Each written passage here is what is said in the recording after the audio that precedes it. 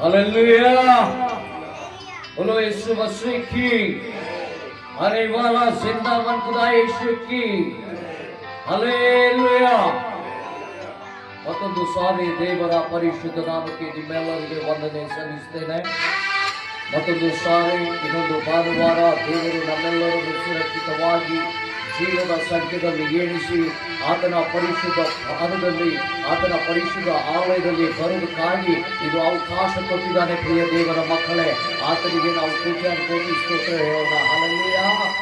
ಯಾಕಂದ್ರೆ ಅನೇಕ ಜನರು ಈ ದಿವಸ ನೋಡಿದ ಹಾಗೆ ಆತನ ಸನ್ಮುಖದಲ್ಲಿ ಸೇರಿದ ಹಾಗೆ ಎಲ್ಲೋ ದಾರಿ ಬೀದಿಯಲ್ಲಿ ಎಲ್ಲೋ ಆಕ್ಸಿಡೆಂಟ್ಗಳಿಂದ ಆಸ್ಪತ್ರೆಯಲ್ಲಿ ಪ್ರತಿಯೊಂದು ಕ್ಷಣದಲ್ಲಿ ಅವರ ಮರಣಕ್ಕೆ ತುತ್ತಾಗಿ ದೇವರ ಸನ್ಮುಖವನ್ನು ದೇವರ ಪರಿಶುದ್ಧ ವಾಕ್ಯವನ್ನು ಕೇಳದೆ ಅವರು ಸ್ಪರ್ಧಿಸಿ ಹೋಗುತ್ತಾ ಇದ್ದಾರೆ.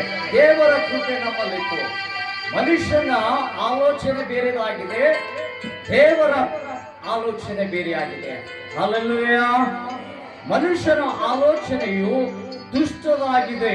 ಮನುಷ್ಯನು ಸ್ವತಃ ಸ್ವಬುದ್ಧಿಯಿಂದ ಆತನು ತನಗೆ ಸಂಬಂಧಪಟ್ಟಿರುವಂತದ್ದೇ ಆತನು ಆಲಿಸುತ್ತಾನೆ. ಹಲ್ಲೆಲೂಯಾ.